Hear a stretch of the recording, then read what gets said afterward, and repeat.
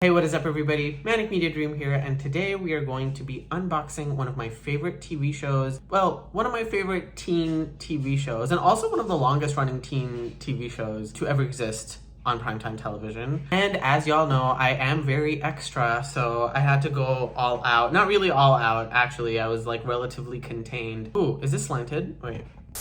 Okay, I think that's better. In this case, I wouldn't really say I went all out. I just put on a t-shirt, but what a t-shirt it is. Loves it for me. Okay, so we are going to be unboxing Beverly Hills 90210, the complete series set, but specifically the yearbook edition. So what I did not know was that there was another complete series set that was like released more recently that includes the reboot revival. I don't actually know. There's this other season and it's called BH 90210. I have not seen that one. It literally took me and my roommate 2.5 years to get through this. Like, it was not an easy task. What people won't tell you about old TV shows is they have 22 episodes minimum per season. So a lot of these shows that would air on primetime, like Sunday through Friday, I believe, would just have these year-long runs. You know, like now in the world of Netflix, everything is like 13 episodes, 8 episodes, really short-term seasons. That is not the case with 90210. But like, I understand that there's shows like Desperate Housewives or Gilmore Girls or even Charmed. Like, I've done videos on Charmed. Those episodes are like 22 episodes per season, 23 episodes per season. With this show, it was actually so freaking ridiculous. Like, not ridiculous in a bad way necessarily. It more so became an issue in scheduling when my roommate and I would be free at the same time to be able to watch the episodes together, because we were basically bound by, hey, you cannot watch an episode without me. And that just basically delayed a lot of things. But what we didn't realize is that there were so many episodes. I don't even remember how many this has because I just got so frustrated after a while, but it definitely has more than 200 episodes. Hold on, let me see here. All I know is that it has more than 200 episodes, okay? It definitely, I'm gonna get my iPad. Let's check this. And like, these old TV shows really kept people like booked and busy. I mean, I just don't, hold on, let's see here. All right, what do we got? Okay, that is insane. 293 episodes. There are 293 episodes in this box set. So if ever you were to be worried about like, hey, I'm about to buy a DVD box set, like, will it be worth it? I fully remember going through that thought process because I think I'd seen episodes of the first season here and there of 90210 before I bought this box set. And I was like, oh my God, like, it seems kind of pricey. Will it even be worth it?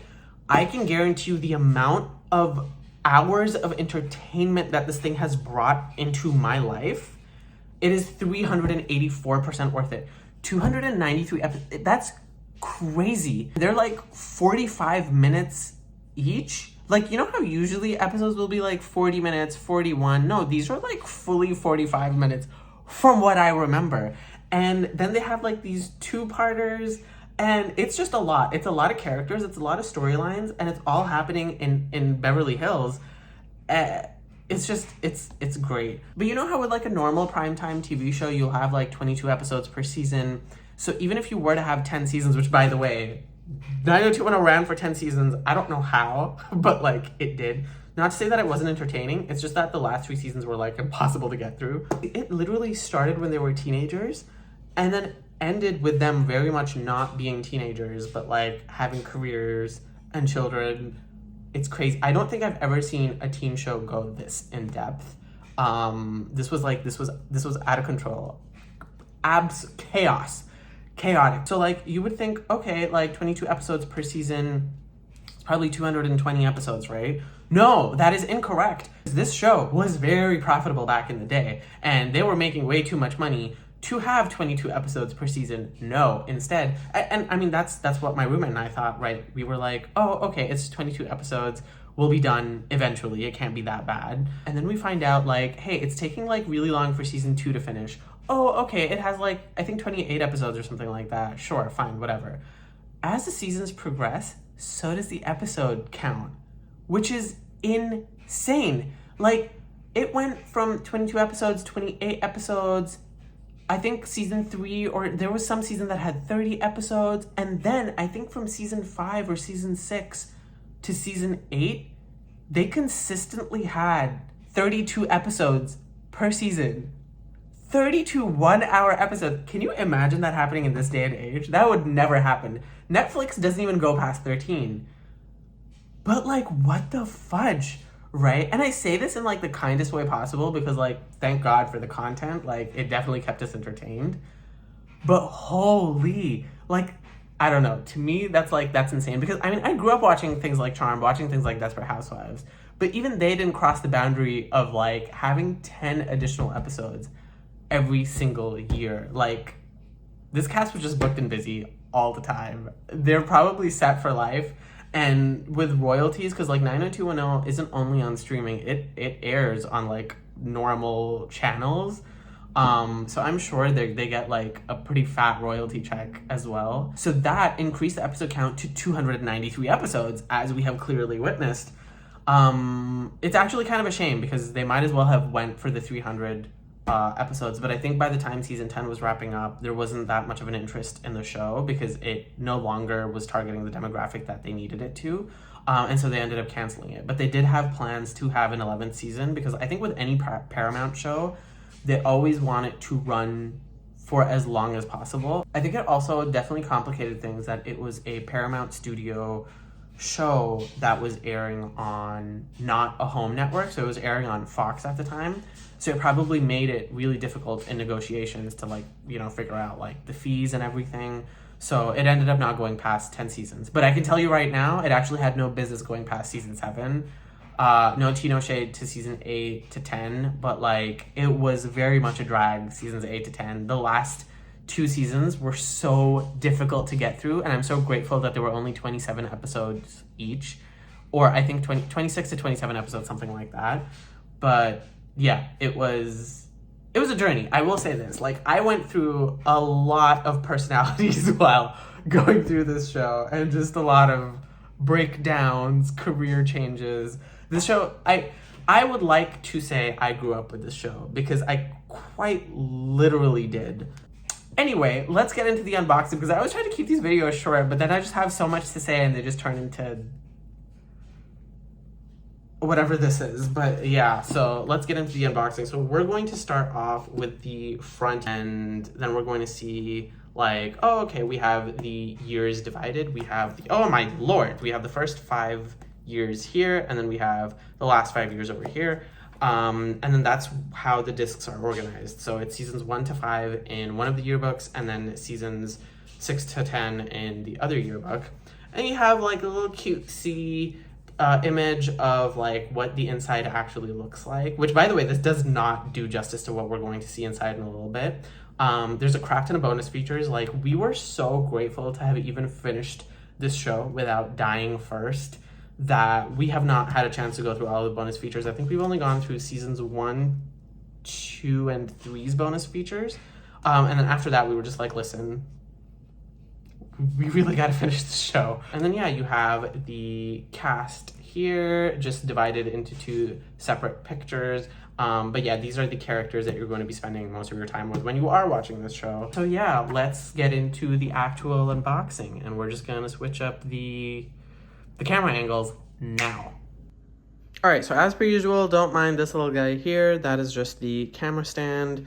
Oh, and then I did a little bit of damage to my thumbs when I went kayaking earlier. Yeah, the paddle was just not... I should have worn, like, gloves or something, but yeah, I ended up peeling my skin.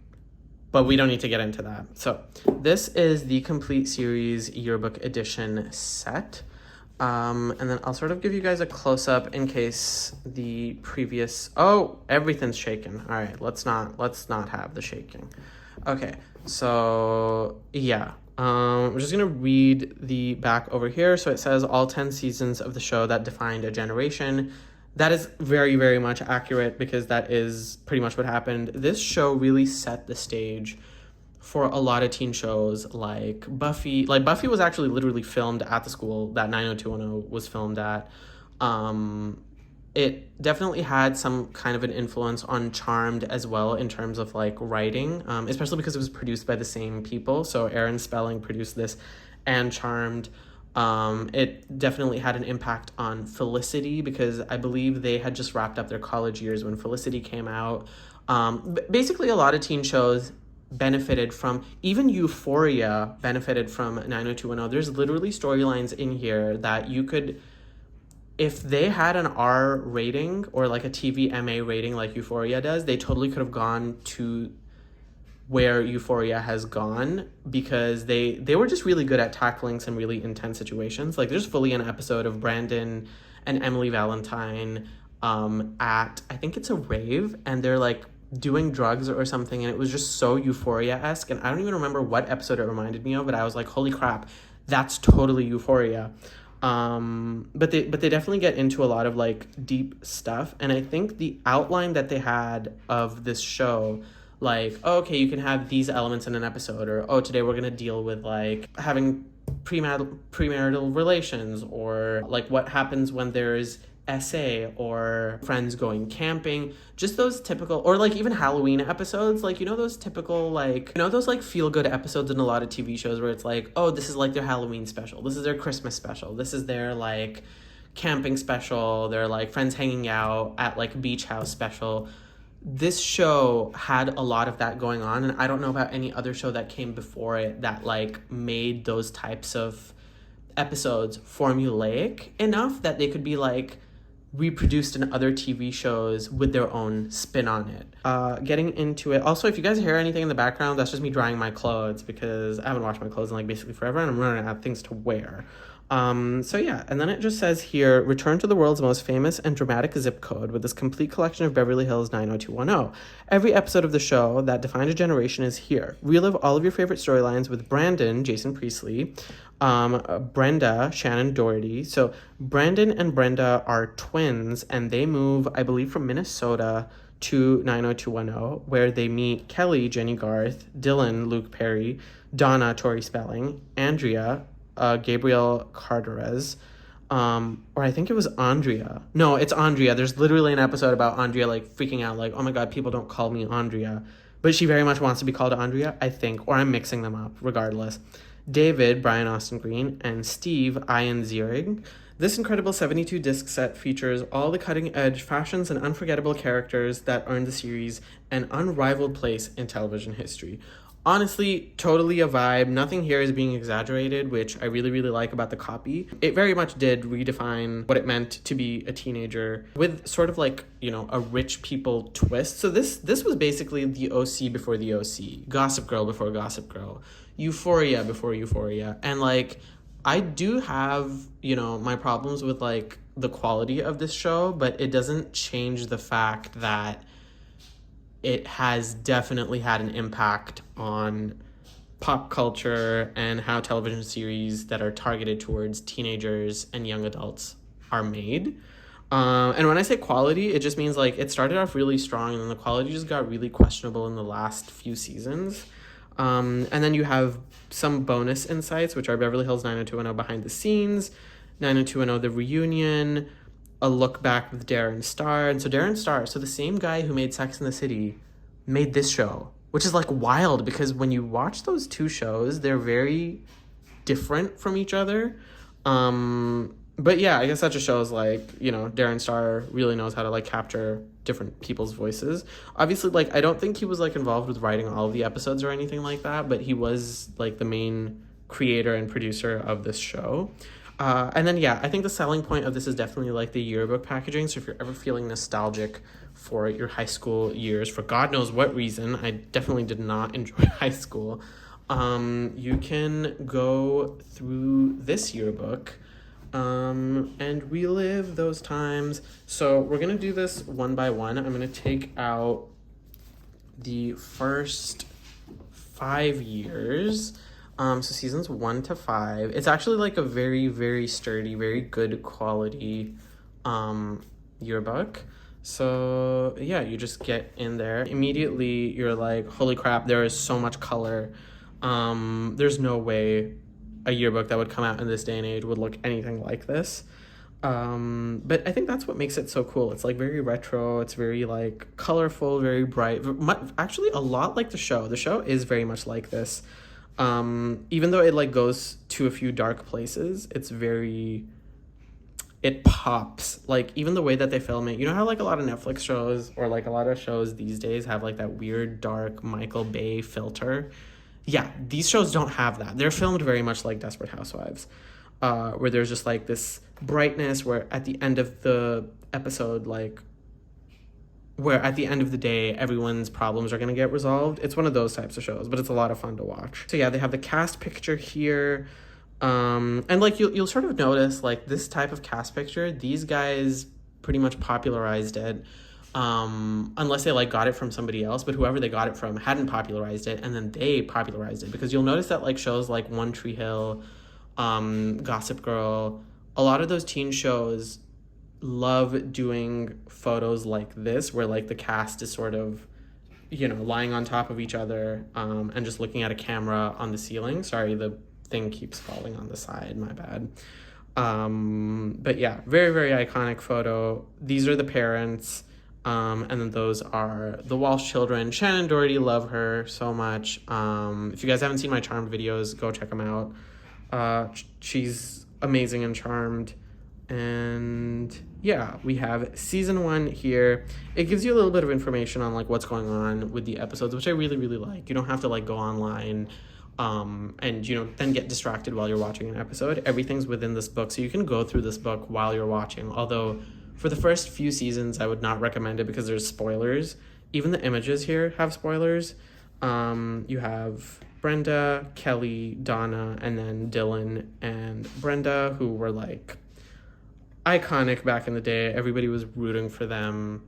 And then yeah, they like this is basically them introducing you to all of the characters, because at this point even whoever's putting this yearbook together is like well aware that, you know, whoever has bought the set is either a super fan or buying it for the first time, like me, and that they shouldn't include that many spoilers, which is not the case as this goes on. They will literally include spoilers because I think this was meant for like huge fans, but I'll often like go out of my way to like buy a set and then watch the show without actually knowing what the show is like, just because, I don't know, it keeps life interesting. That's just me though.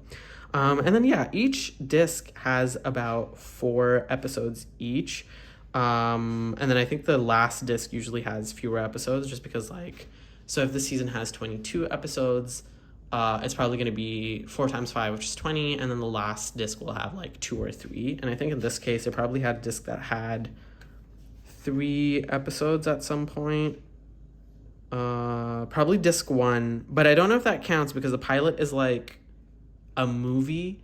So like it even says parts 1 and 2, but the pilot basically plays out like a movie. So I think they count it as 2 episodes. But the pilot basically plays out like a movie, but I think they count it as 1 episode. But yeah, there just happens to be 3 episodes on this disc for whatever reason. And then you have special features, which is a pretty big deal for a Paramount released DVD collection, because Paramount's like so stingy with special features, or maybe that's just with Charmed, I don't know, but like for Charmed, only season 8 had special features. All the other seasons don't have special features. I'm just like, what the heck is going on? Okay, and then we have more pictures. Jason Priestley was just very, very much known for this show. And I think he's originally Canadian, so imagine your life, like imagine just making it big in the early 90s as a Canadian in America, in California. That is the dream. Like, holy crap, what a king. We love Jason Priestley in this household.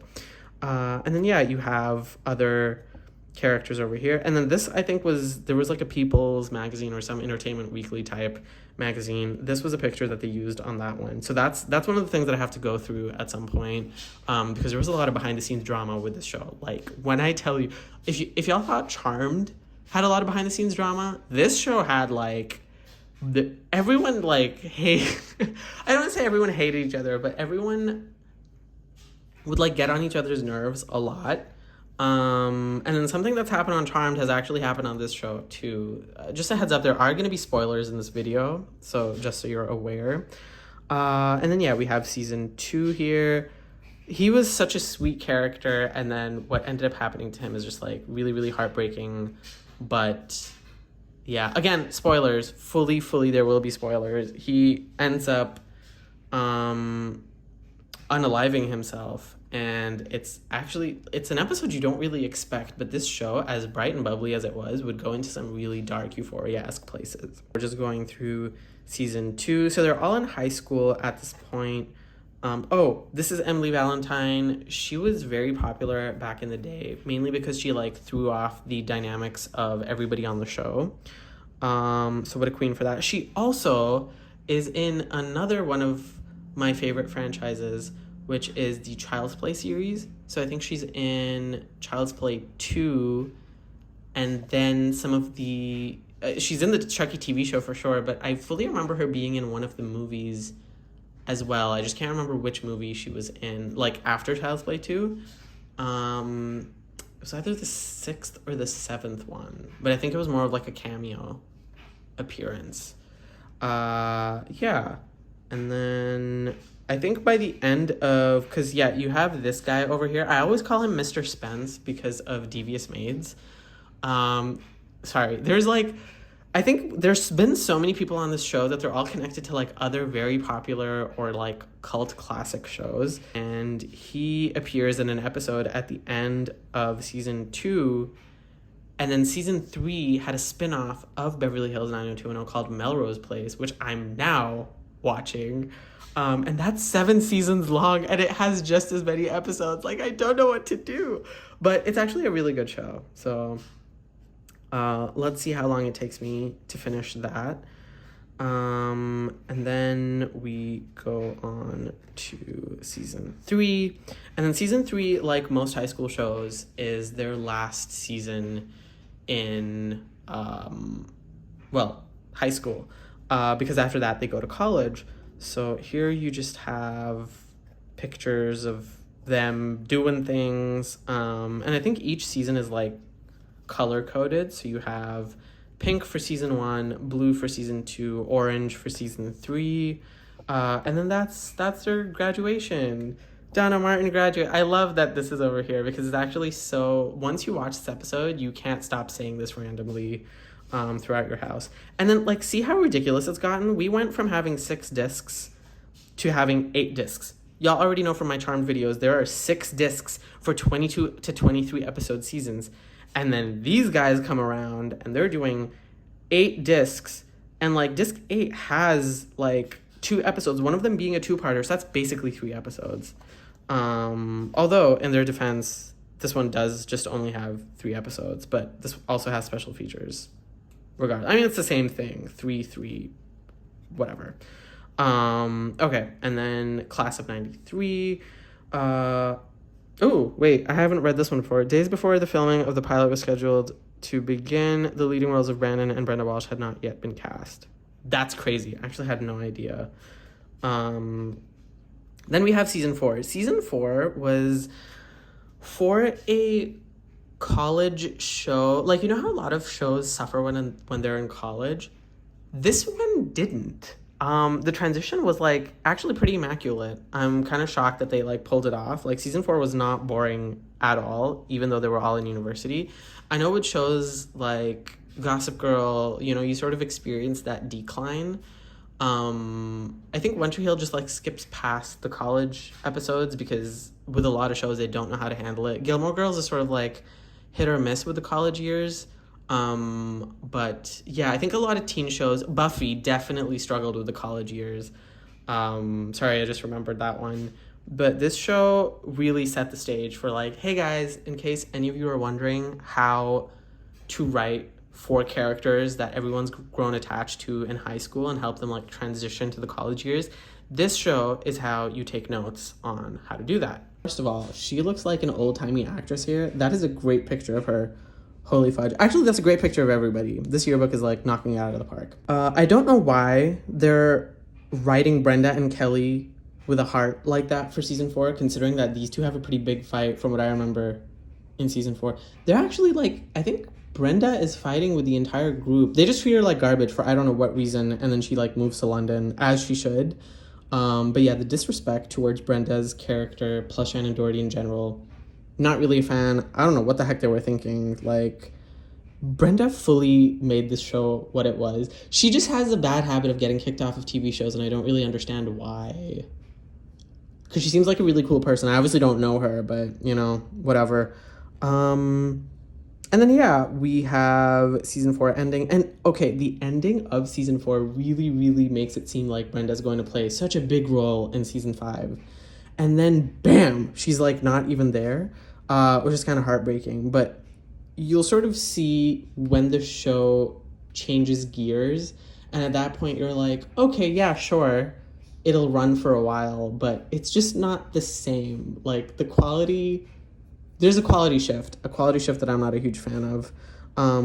Whereas, you know how, like, with Charmed, like, once Shannen Doherty left, there was somewhat of a quality shift. It's very similar to that. And what's crazy to me is that both of those shows were produced by the same people for the same, like, production, like, with the same production company. And Shannen Doherty was involved, and she ended up leaving because of another co-star plus behind-the-scenes issues. It's just wild to me. Like, it's pretty odd that happened twice, you know? Like, yeah. Okay, and then we have season 5, which is green-coded. I don't even know what the... Okay, season 4 was purple-coded. Then we have season 5, and this continues where... Not necessarily where we left off in season 4. There's a bit of a time jump, and... They're sort of alluding to the fact, oh, she's coming, like, she'll be here soon, like, at the airport or something. And then the person that arrives is not Shannen Doherty. It's this lady, Tiffani, I don't know how to say her last name, but, yeah, she's the one that shows up. And honestly, I didn't mind her character. She was just, like, really, really over the top a lot of the times. And was just, like, causing problems, and it never made sense to me why everybody kept forgiving her. And I don't even remember if she went to college, but what I really, really liked is that in season 5, they did continue to go to college. It didn't just, like, randomly disappear. You know how in Gossip Girl, by the time season 5 rolls around, they're, like, all still enrolled in college, but nobody's actually going? Or if they're not enrolled, they're just not talking about it? I don't know. That was effing weird, but they don't do that in this. Everyone's fully enrolled, except Dylan. I don't know what he's doing, but yeah. And then this goes on for a while. She has actually a pretty dark storyline, which doesn't get resolved until season 8 or 9. I don't actually remember.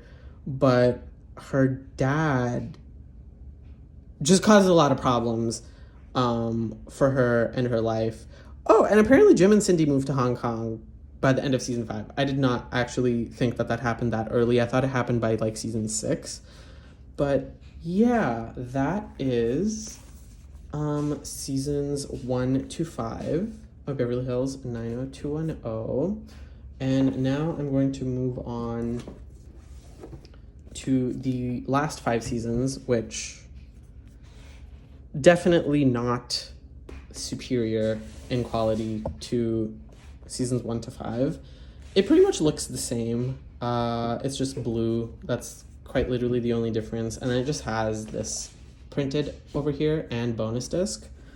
So once we open it up, I don't know how long she lasts on the show, but I know she also leaves at some point. They had a lot of cast changes, and by season 10, the show was, like, kind of unrecognizable because a lot of the people that made the show what it was were no longer there. Not to say that the people left over didn't obviously contribute to the show's success. It just seemed a bit odd. Like, you know, like, by the end of One Tree Hill, it was like, oh, we still have, like, some of the old cast, but now we have, like, these new characters that nobody really cares about. Yeah, that's kind of what ended up happening. But not yet. So season 6 was still pretty entertaining. As far as I'm concerned, I think they get rid of... Oh my god, this guy was so effing annoying. I don't know what the hell they were doing with him. This guy...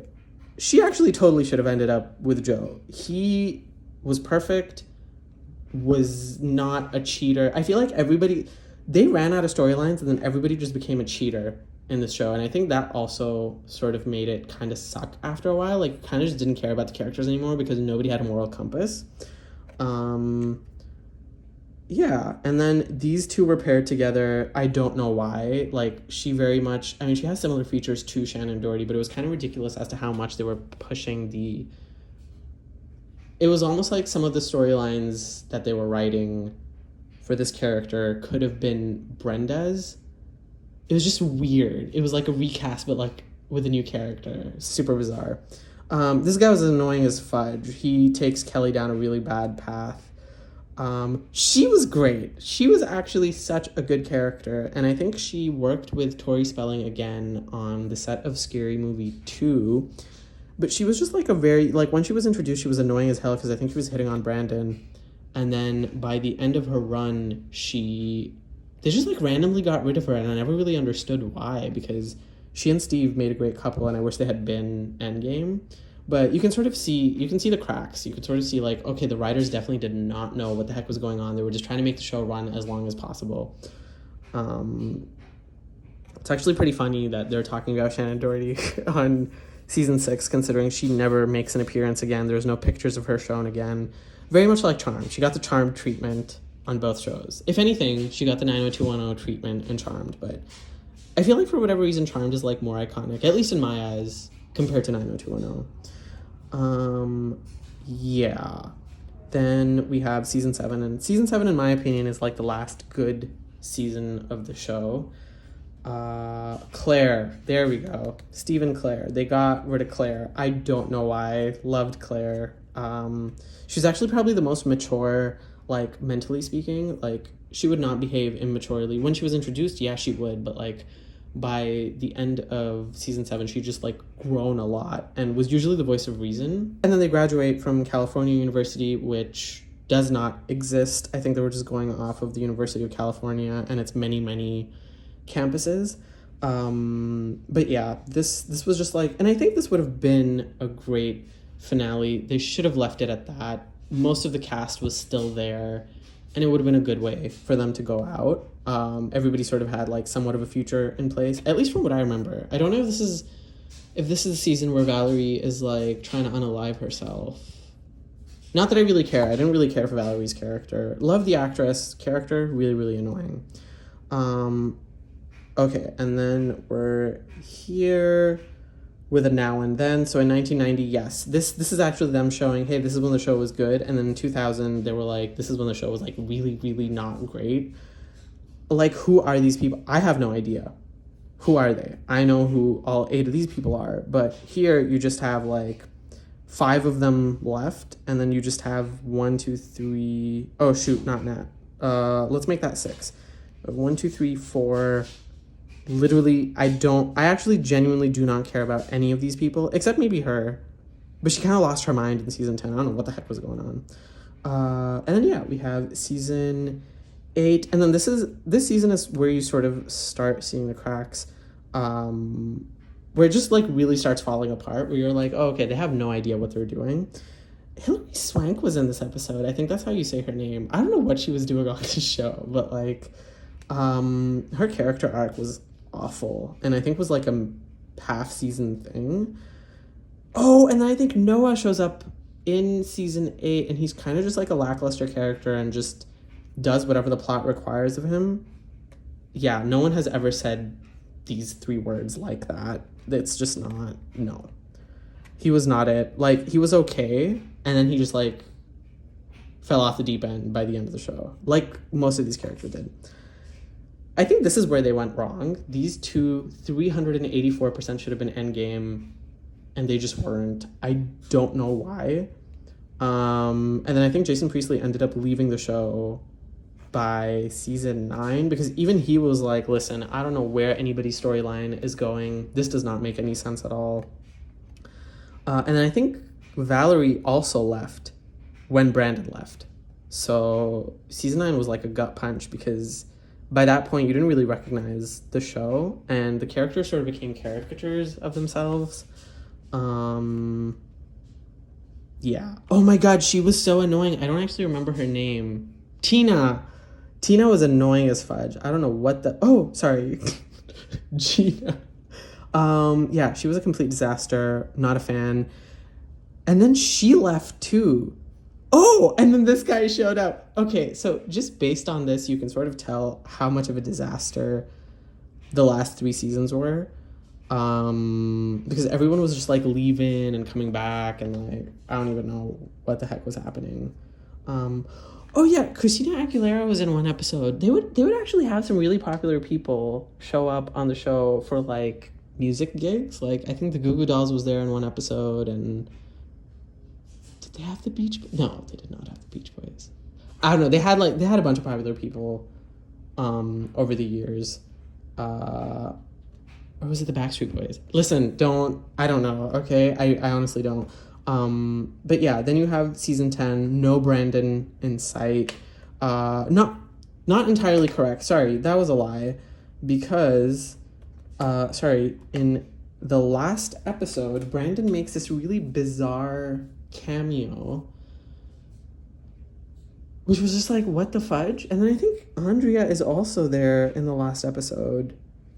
But yeah, Brenda never comes back. The parents never come back. They're always just like referenced. So that was just really, really odd. But yeah, there's an entire bonus disc, and I don't actually know what's in this bonus disc, but it's very similar to like the Charmed bonus disc, where it has its own page. You can take it out, do whatever it is that you need to with it. But haven't gone through it. I'm sure it's great. It just really, really took 3,000 years to finish the show, and I think I was just burned out by the time we did end up finishing it, because yeah, there's just 293 is a lot to ask. Like, this is anime level. But I'm sure at some point I will go through the bonus discs when I'm either rewatching it or just want to know about some behind the scenes stuff. Yeah, so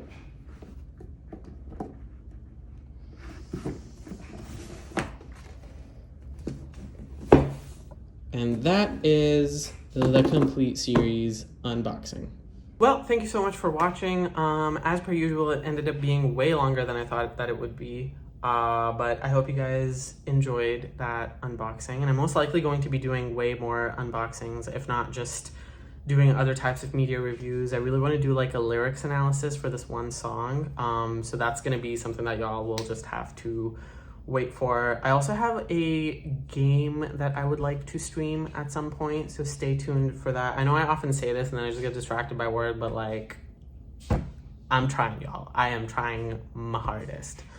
But yeah, if you're interested in like all media unboxings, media reviews, whatever, this is a channel for you. Make sure to hit that subscribe button. Give this video a like if you enjoyed. And if you've seen Beverly Hills 90210, and especially if you grew up watching 90210 and would have to like wait for it to air live, like, I just want to know what the general atmosphere was around that time, because I fully remember reading like people were just losing their minds over the show, and everyone was like obsessed with the cast and like would chase them around in a mall and would like show up to these mall appearances that they would do, like to the point like it got so crazy that they started adding more episodes. Like they would literally have 8 episodes take place in the summer, and then the rest was just like a normal season, because of how much demand there was for 90210 content.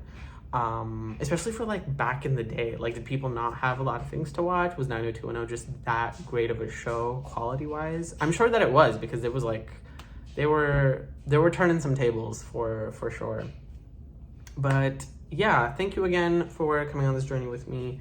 Hope you enjoyed it, and I will talk to y'all later. Have a good one. Bye.